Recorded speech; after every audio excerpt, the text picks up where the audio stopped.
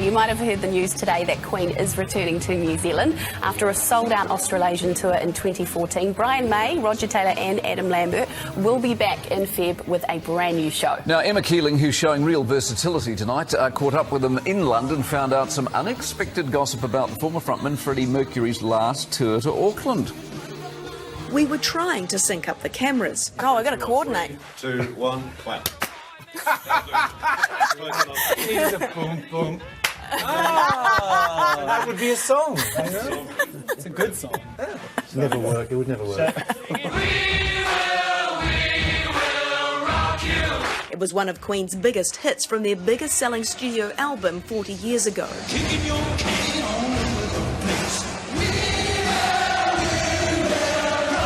And they'll perform it and many others in Auckland next year in a new live show including state-of-the-art production. Have you got all the songs in a bowl and it's just to see what comes out? Is that how it goes? Well, it was a bit like that before, actually. But this time, as Adam said, we used the News of the World album as a centrepiece. Obviously, you know, that had We Will Rock You, We're the Champions. Fortunately, new frontman Adam Lambert has the voice to handle whatever comes his way.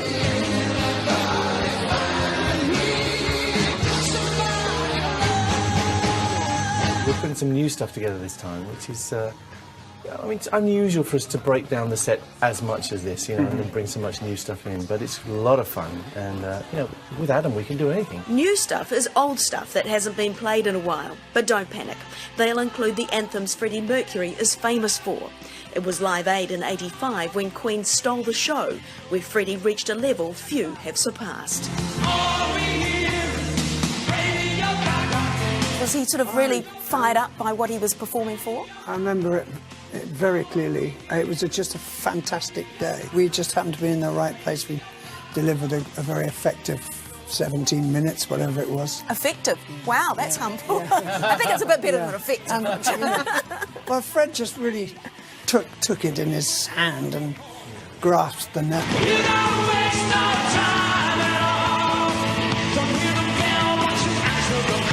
We rehearsed seriously for that, you know, and Bob Geldof gave us this kind of menu, and he said, you know, you play the hits, don't get funny, don't get clever. At first, Adam Lambert was intimidated by Freddie's legacy, but 5 years with Brian May and Roger Taylor has set him free. I think Freddie was a master at kind of like, I'm just going to do this, and I'm going to... That's magical. It comes alive the most when you just sort of have no go fear. for it. Have no fear. Yeah. Freddie truly embraced this at Queen's 1985 Auckland concert. Meantime, the band are preparing for their concert tomorrow. Do you have any recollections of that? Because I was reading up a bit of a review and it said that maybe Freddie had had a few drinks before he went on stage. Did that happen? We don't like to talk about it, actually. But I think we do. There's no alcohol in rock and roll. He'd put his trousers on back to front and we realised that it all wasn't perfect. It's a great show in the end, though. Maybe it's a special ingredient, but we didn't make a habit of it. Maybe it's the music, maybe it's the way Adam embodies Freddie's spirit, but Queen reckons they're performing better than ever. It is strange. I mean, we had been pulling songs out from 40 years ago and listening to how we did it in those days. And it's an odd thing. It's like another universe, and yet we still play pretty much the same. Sometimes I think, God, we're still here and we can still do this stuff. And it's still exciting and it's still changing. We have him and we have an audience. Thank God bless them. They still want to see us. And they keep selling out.